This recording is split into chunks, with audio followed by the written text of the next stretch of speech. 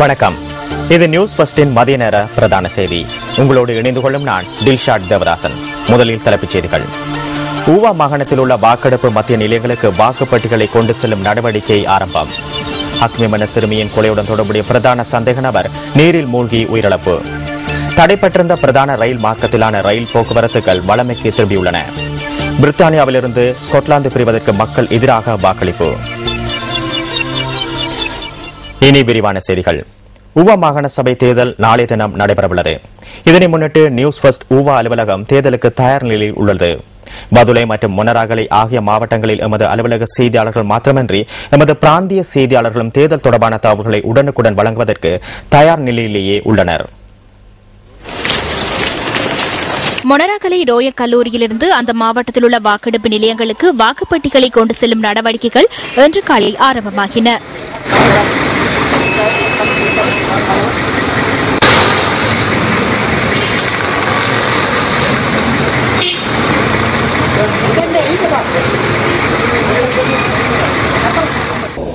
நாளை நடைபெறவுள்ள ஊவா மாகாண சபை தேர்தலுக்கான வாக்குப்பட்டிகள் இப்பொழுது மொனராகலை ரோஜர் கல்லூரியிலிருந்து எடுத்து செல்லப்படுகின்றன. அந்த வகையில் இந்த இடத்தில் சற்று முன்னர் தேர்தல் ஆணையாளர் இங்கே வந்து கண்காணிப்பு நடவடிக்கையில் ஈடுபட்டிருந்தார். அதேபோல் நாளை நடைபெறவுள்ள ஊவா மாகாண சபை தேர்தல் தொடர்பான செய்திகளை நியூஸ் வாட்ச் உடனுக்குடன் வழங்க உள்ளோம். நியூஸ் வாட்ச் செய்திகளுக்காக ராசுதுரை ஜேர்வம் மொனராகலை நகரிலிருந்து.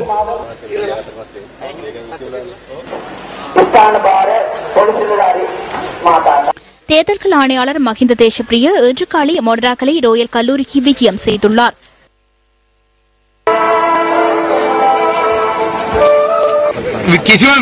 குறிப்பிடக்கூடிய எந்த ஒரு விடயமும் கிடையாது. தேர்தல் இந்த பகுதியில் நடைபெறுவதால் அது குறித்து ஆராய்வதற்காகவே வருகை தந்தேன். விசேடமாக பார்வையிடுவதற்கான தேவை கிடையாது. அனைத்து நடவடிக்கைகளும் சிறந்த முறையில் முன்னெடுக்கப்படுகின்றன.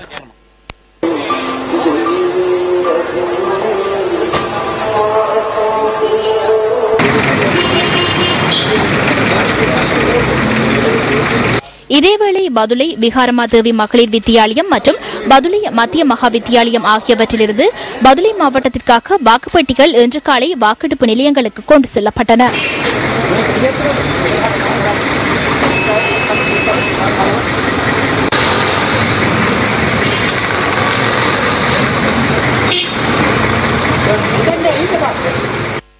மஹியங்கனை தேர்தல் தொகுதியில் முன்னெடுக்கப்படும் தேர்தல் முன்னாய்த்து நடவடிக்கைகள் தொடர்பான தகவல்களுடன் இணைந்து கொள்கின்றார் எமது அலுவலக செய்தியாளர் ஜூடின் சிந்துஜன்.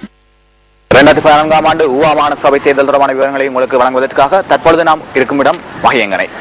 புராதன தொல்பொருட்களால் நிறையப்பட்ட அதாவது சூழப்பட்ட இந்த இடத்திலிருந்து இம்முறைய தேர்தல் நிலவரங்களை நாங்கள் உங்களுக்கு உடனுக்குடன் வழங்கிக் கொண்டிருக்கின்றோம்.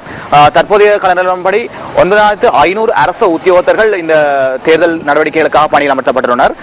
அதை தவிர பாதுகாப்பு நடவடிக்கைகளுக்காக 3526 போலீஸ் உத்தியோகத்தர்களும் கடமையில் ஈடுபடுத்தப்பட்டுள்ளதாக தெரிவிக்கப்படுகின்றது. அதேவேளை விசேட அதிரடிப்படையினரும் இந்த பாதுகாப்பு கடமையில் ஈடுபடுத்தப்பட்டுள்ளனர். இதற்கான மேலதிக விவரங்களை நாங்கள் உங்களுக்கு உடனுக்குடன் வழங்க தயாராக இருக்கின்றோம். 9 தேர்தல் தொகுதிகளை கொண்ட பதுளை மாவட்டத்தின் ஒரு தேர்தல் தொகுதியை இந்த மஹியங்கனை தேர்தல் தொகுதி என்பது குறிப்பிடத்தக்கது. நியூஸ் செய்திகளுக்காக மஹியங்கனை பிரதேசத்திலிருந்து ஜூடின் சிந்துஜன்.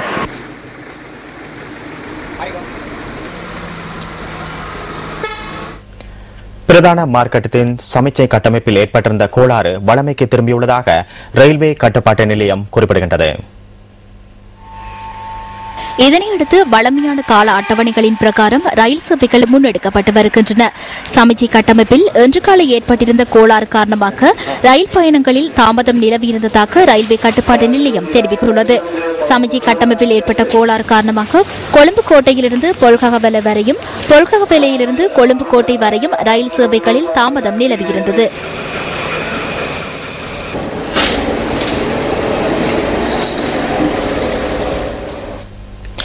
யாழ்ப்பாணம் நாவாந்துறையில் சட்டவிரோத மீன்பிடி உபகரணங்களை பயன்படுத்தி மீன்பிடியில் ஈடுபட்ட 3 கைது செய்யப்பட்டுள்ளனர். இவர்கள் தடை செய்யப்பட்ட வலைகளை பயன்படுத்தி மீன்பிடியில் ஈடுபட்டிருந்த போது மாவட்ட கடற்தொழில் திணைக்கள அதிகாரிகளால் நேற்று கைது செய்யப்பட்டதாக கடற்தொழில் திணைக்கள உதவி பணிப்பாளர் நடராஜா கணேசமூர்த்தி தெரிவித்தார். கைது செய்யப்பட்ட மீனவர்களை யாழ் நீதவான் நீதிமன்றத்தில் ஆஜர்படுத்தியதை அடுத்து தலா 2000 ரூபாய் ரொக்கப்பிணையில் விடுவிக்கப்பட்டதாக அவர் மேலும் குறிப்பிட்டார். இதேவேளை மீனவர்களிடம் கைப்பற்றப்பட்ட 3 லட்சம் ரூபாய் பெறுமதியான வலைகள் நீதவானின் உத்தரவிற்கு அமைய எரித்து நாசம் செய்யப்பட்டுள்ளதாகவும் உதவி பணிப்பாளர் நடராஜா கணேசமூர்த்தி சுட்டிக்காட்டியுள்ளார். நாட்டின் பல பகுதிகளிலும் இடம்பெற்ற செய்திகளின் தொகுப்பு அடுத்து. அக்மிமன ஜனபலகம பகுதியில் சிறுமியொருவரை கடத்தி சென்று துஷ்பிரயோகத்திற்கு உட்படுத்தி கொலை செய்த சம்பவத்துடன் தொடர்புடைய பிரதான சந்தேக நபர் நீரில் மூழ்கி உயிரிழந்துள்ளார். சம்பவத்துடன் தொடர்புடைய பிரதான சந்தேக நபர் நேற்றைய தினம் கைது செய்யப்பட்டதன் பின்னர் இந்த குற்றத்திற்காக பயன்படுத்தப்பட்ட பொருட்களை மீட்பதற்காக சந்தேக நபர் சம்பவம் இடம்பெற்ற பகுதிக்கு அழைத்து சென்ற வேளையில் குறித்த நபர் ஆற்றில் பாய்ந்து தப்பி செல்ல முயற்சித்துள்ளதாக போலீஸ் ஊடக பேச்சாளர் அலுவலகம் குறிப்பிடுகின்றது. தப்பி செல்ல முயற்சித்த சந்தேக நபர் போலீசாரினால் பிடிக்கப்பட்டு கராப்பிட்டிய வைத்தியசாலையில் அனுமதிக்கப்பட்ட வேளையில் உயிரிழந்துள்ளதாகவும் போலீசார் தெரிவிக்கின்றனர். பியக்கம வடுவேகம பகுதியில் இடம்பெற்ற வாகன விபத்தில் 6 பேர் காயமடைந்துள்ளனர். வேன் ஒன்றும் ஜீப் வண்டி ஒன்றும் நேருக்கு நேர் மோதுண்டமையே இந்த விபத்திற்கான காரணம் என போலீசார் தெரிவிக்கின்றனர். விபத்தில் காயமடைந்தோர் பியக்கம வைத்தியசாலையில் அனுமதிக்கப்பட்டு சிகிச்சை பெற்று வருகின்றனர். நாட்டின் சில மாகாணங்களில் இடைக்கிடை மழையுடன் கூடிய வானிலை நிலவக்கூடும் என வளிமண்டலவியல் திணைக்களம் எதிர்கூறுகின்றது. புத்தளம் முதல் கொழும்பு மற்றும் காலியூடான ஹம்பாந்தோட்டை வரையான கரையோர பகுதிகளில் சில இடங்களில் மழை பெய்வதற்கான சாத்தியக்கூறுகள் தென்படுவதாகவும் திணைக்களம் குறிப்பிடுகின்றது. அரசாங்கம் மின்கட்டணம் மற்றும் டீசல் விலை ஆகியவற்றிற்காக வழங்கப்பட்ட நிவாரணத்தினூடாக பானின் விலையை குறைக்க முடியுமா என்பது குறித்து கலந்துரையாடல் ஒன்றை நடாத்த உள்ளதாக அனைத்து இலங்கை பேக்கரி உரிமையாளர்கள் சங்கம் தெரிவிக்கின்றது. இந்த நிவாரண உதவியின் நன்மைகளை கோதுமை மா நிறுவனங்கள் பெற்றுக் கொண்டுள்ளதாக சங்கத்தின் தலைவர் என் கே ஜாவர்தன சுட்டிக்காட்டினார். இதன்படி கோதுமை மாவின் விலை குறைக்கப்படுமானால் பேக்கரி உற்பத்தி பொருட்களின் விலைகளில் மாற்றங்களை கொண்டுவர முடியும் எனவும் அவர் குறிப்பிட்டார். சட்டவிரோதமான முறையில் ஒரு தொகை மருந்து பொருட்களை நாட்டிற்கு கொண்டு வந்த நபரிடம் 80 லட்சம் ரூபாய் தண்டப்பணத்தை அறவிட்டு சுங்கப் பிரிவினர் விடுவித்துள்ளனர். குறித்த நபர் கடந்த 2ஆம் தேதி இந்தியாவிலிருந்து விட்டமின் மருந்து பொருட்கள் என அடையாளப்படுத்தி இந்த மருந்து பொருட்களை இறக்குமதி செய்துள்ளதாக சுங்க ஊடக பிரிவின் ஊடக பேச்சாளர் லெஸ்லி காமினி குறிப்பிட்டார். இந்த மருந்து பொருட்கள் கர்ப்பத்தை கலைப்பதற்காக பயன்படுத்தப்படுவதாகவும் இந்த மருந்து பொருட்கள் அரசுடைமையாக்கப்பட்டுள்ளதாகவும் அவர் குறிப்பிட்டார்.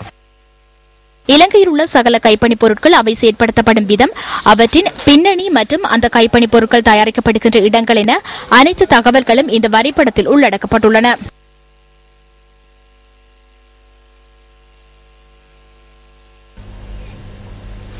கண்டி குருநாகல் வீதியின் எல்தினிய மற்றும் 6ஆம் கட்டை பகுதிகளிலும் யக்கல கிருந்துவல வீதியில் இடம்பெற்ற இருவேறு வாகன விபத்துகளில் 3 உயிரிழந்துள்ளனர். குருநாகலிலிருந்து கண்டி நோக்கி பயணித்த வேன் மற்றும் முச்சக்கர வண்டி மோதி விபத்திற்குள்ளானதில் ஒருவர் உயிரிழந்துள்ளார். இந்த விபத்தில் மேலும் 2 காயமடைந்துள்ளனர். விபத்து தொடர்பில் வேனின் சாரதி கைது செய்யப்பட்டுள்ளதாக போலீசார் குறிப்பிடுகின்றனர். இதேவேளை கண்டி குருநாகல் வீதியின் 6ஆம் கட்டை சந்திக்கருகில் இடம்பெற்ற வேறொரு வாகன விபத்தில் பொதுமகன் ஒருவன் உயிரிழந்துள்ளார். சொகுசு பஸ் ஒன்றுடன் மோதுண்டதை அடுத்து அவர் உயிரிழந்துள்ளதாக போலீசார் தெரிவிக்கின்றனர். விபத்திற்கு காரணமான சொகுசு பஸ்ஸின் சாரதி கைது செய்யப்பட்டுள்ளார். இது தவிர யக்கல கிருந்துவல வீதியில் இடம்பெற்ற மற்றொரு வாகன விபத்தில் ஒருவர் உயிரிழந்துள்ளார். வரலாற்று சிறப்புமிக்க உடப்பு ஸ்ரீ வீரபத்ரகாளி அம்மன் ஆலயத்தின் வருடாந்த வேள்வி பொங்கல் இன்று காலை வெகு விமர்சையாக நடைபெற்றது. இன்று காலை இடம்பெற்ற வேள்வி பொங்கலில் மஞ்சள் நீராடுதல், கரகம் ஆகியன இடம்பெற்றன. ஆகம முறைப்படி கரகம் ஆலய பூசகரால் எடுத்து வரப்பட்டு விசேட பூஜை வழிபாடுகள் இடம்பெற்றன. இந்த ஆலயத்தில் நடைபெறும் 10 நாள் பூஜை காலங்களில் கடல் நீரில் விளக்கு எறிவது முக்கிய அம்சமாகும். இன்றைய பொங்கல் விழாவில் பெருந்தொகையான பக்தர்கள் கலந்து கொண்டு தமது நேர்த்திக் கடன்களை நிறைவு செய்தனர்.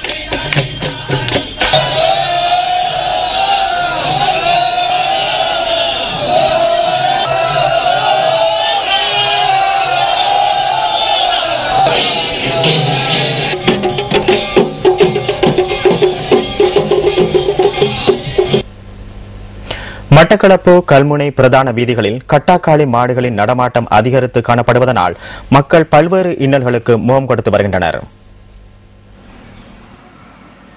மட்டக்களப்பு கல்முனை பிரதான மார்க்கத்தின் ஆரியம்பதி தொடக்கம் களுவாஞ்சிக்குடி வரையிலான பிரதான வீதிகளில் கட்டாக்காளி மாடுகளினால் வீதிகளினூடாக போக்குவரத்து செய்ய முடியாத நிலை காணப்படுவதாக பிரதேச மக்கள் தெரிவிக்கின்றனர். இவ்வாறு கட்டாக்காளி மாடுகள் இரவு மற்றும் பகல் வேளைகளில் சுதந்திரமாக நடமாடுவதனால் அண்மை காலமாக அதிகளவிலான வீதி விபத்துகள் பதிவாவதாக பிரதேச மக்கள் குறிப்பிடுகின்றனர். எமது நாட்டின் பால் உற்பத்தியில் முக்கிய பங்கு வகிக்கும் பசுக்கள் விபத்தினால் மரணிக்கும் சம்பவங்களும் அதிகம் பதிவாகின்றமை கவலைக்குரியதே. கட்டாக்காளி மாடுகளின் நடமாட்டத்தை குறைத்துக் கொள்வதற்கு பிரதேசத்திற்கு பொறுப்பான உரிய அதிகாரிகள் இதுவரை கவனம் செலுத்தாமை வருந்தத்தக்கதே.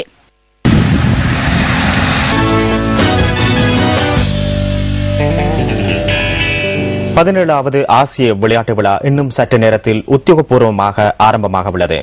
விளையாட்டு விழாவுக்கு வருகை தரும் வீர வீராங்கனைகளை வரவேற்கும் விசேட நிகழ்வு ஒன்றும் நடைபெற்றது.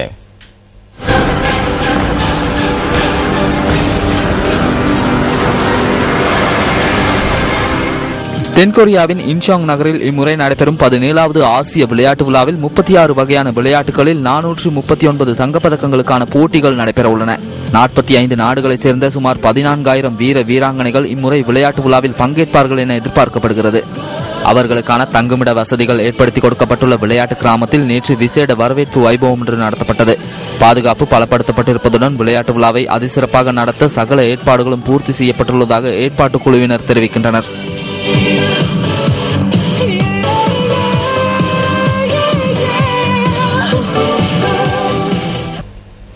ஆசிய விளையாட்டு விழாவில் இம்முறை 9 வகையான விளையாட்டுகளின் கீழ் 80 வீர வீராங்கனைகள் பங்கு பெற்றுள்ளனர். இலங்கை அணியின் தலைவராக பளுதூக்கல் வீரர் சிந்தன கீதால் விதானகே செயற்படுகின்றார். விளையாட்டு விழாவில் மெய் வல்லுநர், கிரிக்கெட், ஹாக்கி, ரக்பி, படகு போட்டி, மல்யுத்தம், பளுதூக்கல், குத்துச்சண்டை மற்றும் கடற்கரை கரப்பந்தாட்டம் ஆகிய 9 வகையான விளையாட்டுகளில் இலங்கை வீர வீராங்கனைகள் பங்கு பெற்றுள்ளனர். இவற்றில் பதக்கம் வெல்லக்கூடிய அணிகளாக ஆடவர் மற்றும் மகளிர் பிரிவு கிரிக்கெட் அணிகள் எதிர்பார்க்கப்படுகின்றன. அணிக்கு 7 கொண்ட ரக்பி அணி பதக்கம் ஒன்றை வெல்லும் வாய்ப்பு இருப்பதாக அணித்தலைவர் பசில் மரிஜா கூறுகிறார். ஹாக்கி போட்டிகளில் பலம் வாய்ந்த பாகிஸ்தான் மற்றும் இந்தியா ஆகிய அணிகளை எதிர்த்தாட வேண்டிய நிலை இலங்கைக்கு இருக்கிறது. மெய் வல்லுநர் போட்டிகளில் மகளிருக்கான 400 மீட்டர் ஓட்டத்தில் தேசிய சாம்பியனான சந்திரிகா சுபாசினி, ஈட்டி எறிதல் தேசிய சாம்பியன் நதிகா லக்மாலி, உயரம் பாய்தல் தேசிய சாம்பியன் மஞ்சுள குமாரா ஆகியோர் மீதும் மிகுந்த எதிர்பார்ப்பு நிலவுகிறது. குறித்த விளையாட்டு விழாவின் அங்குரார்ப்பண வைபவம் இலங்கை நேரப்படி இன்று பிற்பகல் 2:30 அளவில் ஆரம்பமாக உள்ளது. இம்முறை மெய் வல்லுநர் போட்டிகளில் இலங்கை பதக்கம் ஒன்றை வெல்வதற்கு பாரிய அர்ப்பணிப்பை செய்ய வேண்டும் என்று சிரேஷ்ட மெய் வல்லுநர் பயிற்சியாளரான யோகானந்த விஜயசுந்தர கூறுகின்றார். இம்முறை ஆசிய விளையாட்டு விழாவை இதற்கு முன்னியவற்றை விட சற்று மாறுபட்ட விதத்தில் தான் நாம் எதிர்நோக்க வேண்டியுள்ளது. இதற்கு முன்னர் நடைபெற்ற போட்டிகளுக்கு பயணமாகும் போது குறித்த இந்த போட்டிகளில் இந்த பதக்கத்தை பெரும்பாலும் எம்மால் வெல்ல முடியும் என கூறக்கூடியதாக இருந்தது. என்றாலும் இந்த முறை அவ்வாறு கூறுவதற்கு மிகவும் குறைந்த எண்ணிக்கையிலான போட்டிகளே உள்ளன. மகளிர் ஈட்டி எறிதல் தொடர்பாக எதிர்பார்ப்பு உள்ளது. அதற்கு 58 மீட்டர் தூரத்திற்கு அப்பால் ஈட்டியை எறிய வேண்டும். மகளிருக்கான 400 மீட்டர் ஓட்டத்தை 52 செகண்ட்களுக்குள் பூர்த்தி செய்தாலே பதக்கம் ஒன்றை வெல்ல முடியும்.